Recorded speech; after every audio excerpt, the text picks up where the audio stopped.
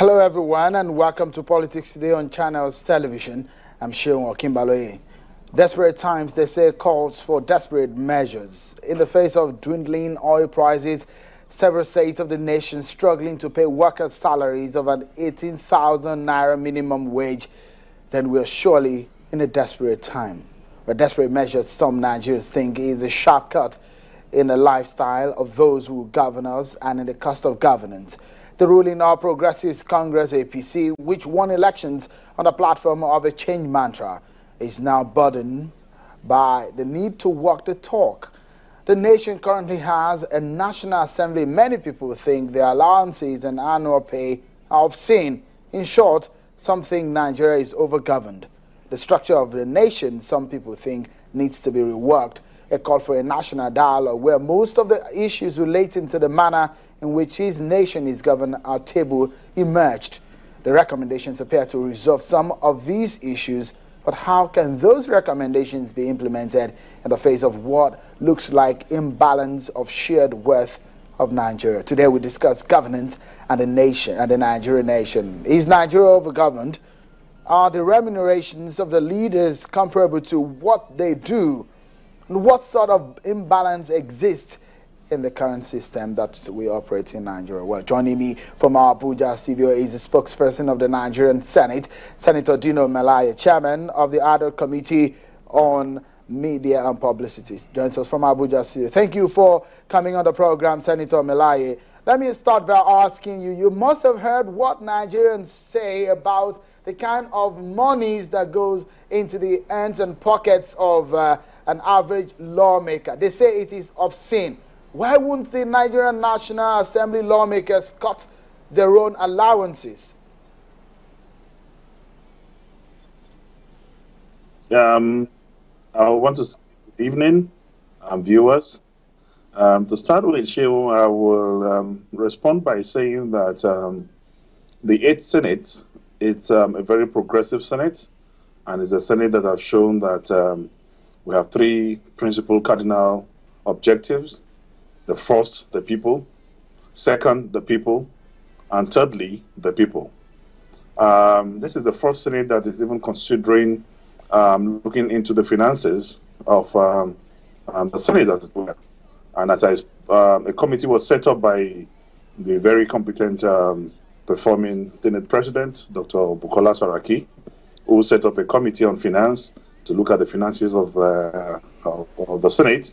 This committee tendered their report, and the report went to review. And in the wisdom of senators, since the budget of the Senate is not isolated from that of the House of Representatives, is not also different from that of the management, is not different from the Institute of Legislative Studies and all that, and even the National Assembly Service Commission. Our resolution was to consult with the House of Representatives and other arms of the National Assembly so that we can properly have an harmonized position.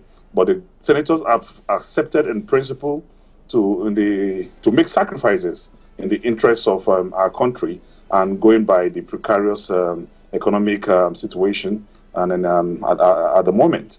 But I want to say that the budget of the National Assembly, from the senators and legislators' perspective, have been reduced from 150 billion. It was 150 billion 4 years ago. It was 150 billion 3 years ago. It was 150 billion last year.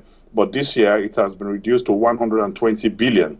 And as I speak to you, there is further consideration for further sacrifice by the senators. And I want to believe that in due course, this will be looked into, because the Senate President is particular about listening to the yearnings and aspirations of Nigerians. All right, many Nigerians have said before now that what the lawmakers earn had not really come to light. What exactly they take home as their allowances have always been shrouded in secrecy. Can you give us an highlight of what exactly an average senator gets per annum? Yeah, I want to tell you that because of the prevailing situation, like I told you, a committee have been set up, and it will not be proper for me to begin to talk about recommendations of these committees and the resolutions of these committees, because the Senate is yet to take position on this. But I want to tell you that there's nothing secretive about the salaries and remunerations of legislators. If you go to the website of the Revenue Fiscal Mobilization Commission, it's there. If you go through the budget of the federal government, the budget details and all that are there. As I speak to you, my my salary and allowances is about my salary per month and all that is about ₦1,000,000 naira, and the allowances put together cannot I cannot categorically tell you now because I'm even yet to get one.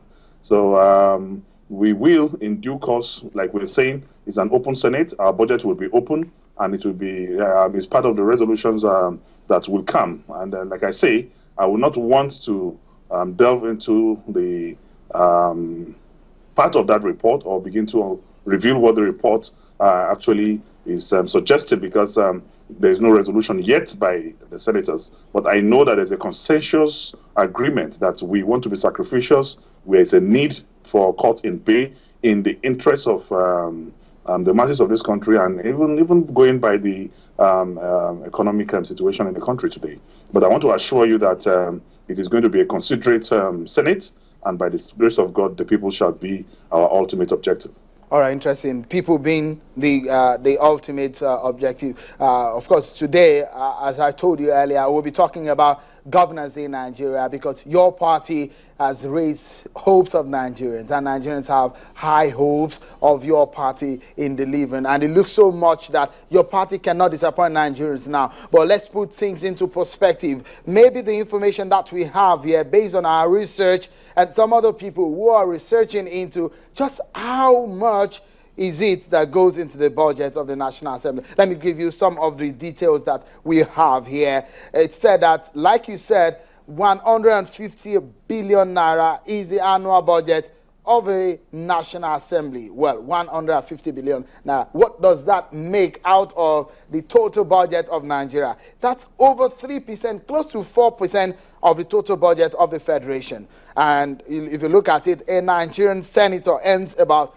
240 million naira in salaries and allowances annually.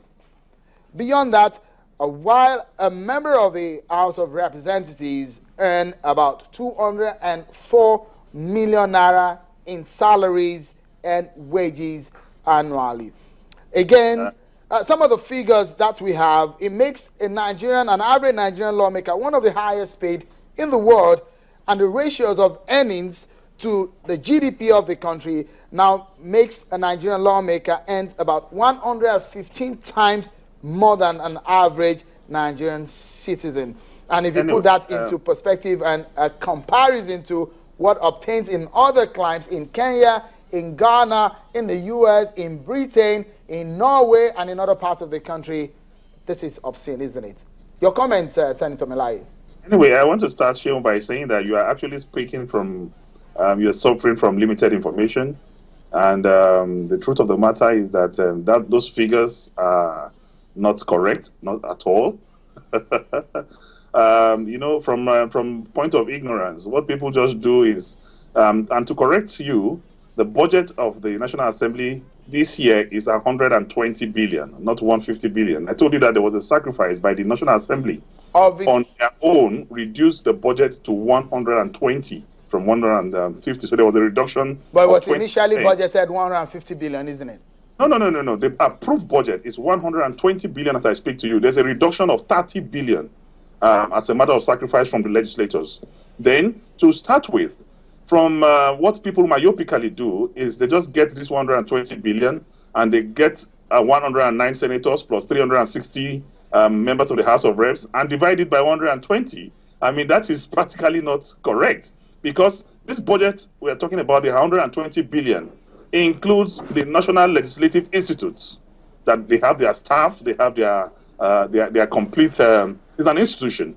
You also have the National Assembly Service Commission, which is also part of this budget. You have the National Assembly Management, also part of this budget. You have the Public